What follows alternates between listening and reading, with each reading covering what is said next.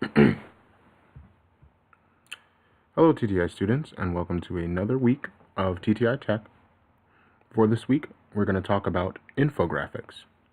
So, when we talk about infographics, what we're talking about is taking some very simple basic data like this and turning it into something that's easy to digest and something that actually sends a message.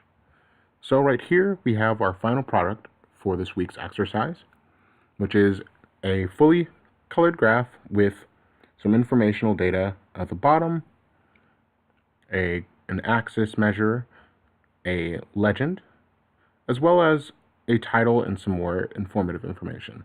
Now this week's version is going to be very stripped down. Next week we'll move into a little bit further in detail, and we'll talk about semiotics and how that plays a big role into infographics. So, where do we begin? We begin with the data sheet here, the cafeteria.xlsx. That's going to be our Excel file here. And we're just going to copy our data here. These are calorie counts for different foods that are usually offered as cafeteria food. All right. Next, I'm just going to create a new document here. And we can use our default settings. Don't think that should be too far off. Now we're going to create a graph. And this time we're going to do things a little different than last time. We're going to create a stacked graph first for our data. And we're going to have our width and height set to 500 points. All right. And in our data table, we're going to put in our information, hit check, and that's going to create our graph here. Now, we may need to resize our artboard a little bit just to make sure that everything fits. So I'm going to do that first before we move on. We can go to Document Setup, Edit Artboards, and you can just kind of pull this axis over a little bit. And there we go. So our graph fits on our artboard and it has the information that we need. Now, some things that we're going to change about this graph we can do through Object, Graph, and you can go to Type. What we want to do is we want to set this cluster width and actually make it even smaller than it is now. I'm going to set it to 30%. It's going to make it fairly small here. Actually, I'll adjust it up a little bit. And right now we are on the stacked bar graph. We can set that, I'll set it back to 50 where it was before. All right. Another thing that we're going to do, and you can notice it here, but this isn't actually what will default happen, is when we go to type, we can go to value axis, and we can override our calculated values. The calculated values will just go to the highest number that you have in the graph. In our case, it's going to be the additive value of all of these cells, which we can actually find out very quickly in Excel. We can just say equals, and we're just going to select all of the cells and enter. And instead of this right here, we can have a plus.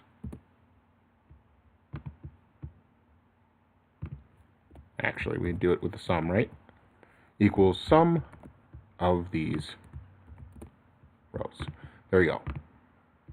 So that's our total value there. And we're going to do this without D5. So we're actually going to start from E5. Right? So our total is 2100 here. So that would be our maximum value. So when we hit OK there,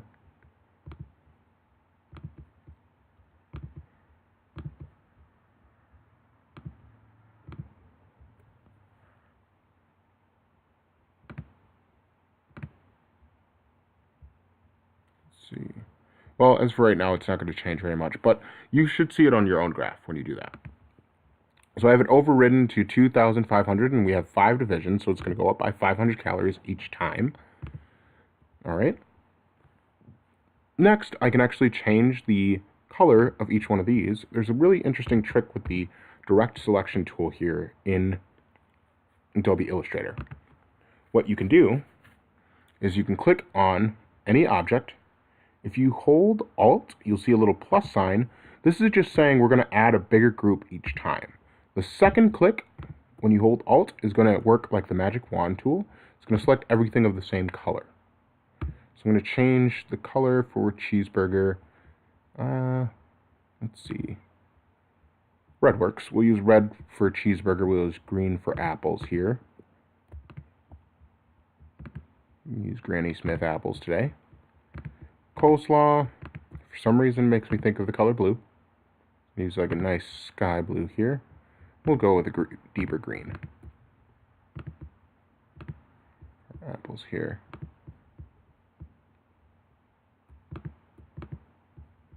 Like that one. Alright, and then 2% milk. Go with like a purple milk carton. I think that works.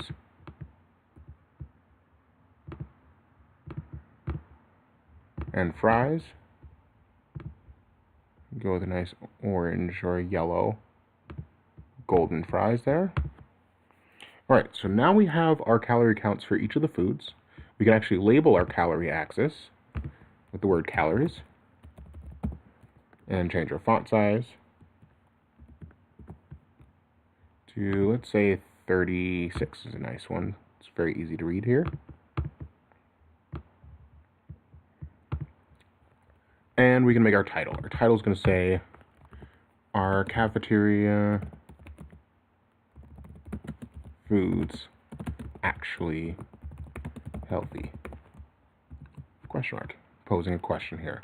Remember, infographics are here to pose questions and to actually allow the viewer to raise these questions themselves.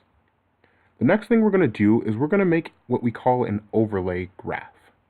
Now, this is the one step that you all haven't necessarily done, but we're going to click again, and the reason why we set a specific height and width is that when you overlay graphs, you can actually set those values to be the same. So our height here is going to be 300. We're going to hit OK, and we're going to say daily maximum. And we're going to say our daily maximum calories, 2,500. It's typical for a high school student here. And now when we put our graphs in the same location, those numbers for the axes are actually going to align just right. They should, in theory. May require a little bit of adjusting. Get them just to where you need them. Yep. So right now my numbers are kind of bold, but if I zoom in, I can fix that there.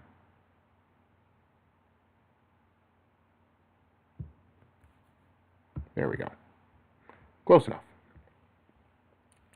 Now, something that you'll notice is that this daily maximum is kind of jumbled in our legend here. So we can double click and we can actually move that down.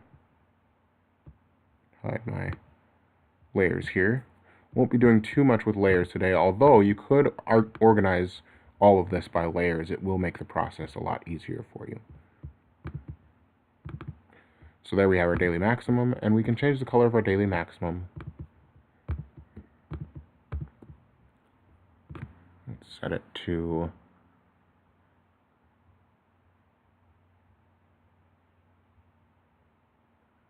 color we haven't used here. Go with a pink or a brown, or even a gradient. I like the gradient. And what I will do with layers, just to make this a little easier for us to see, is I'm going to take this graph, I'm just going to move it to the back, to the bottom here. That's just going to put our first graph on top of our second graph when we do our overlay. Now if I zoom out, Control minus or Control 0, now we can see our first graph on top and our second graph on bottom. The last little piece to top it all off is I'm just going to add some text here that's going to say 1 meal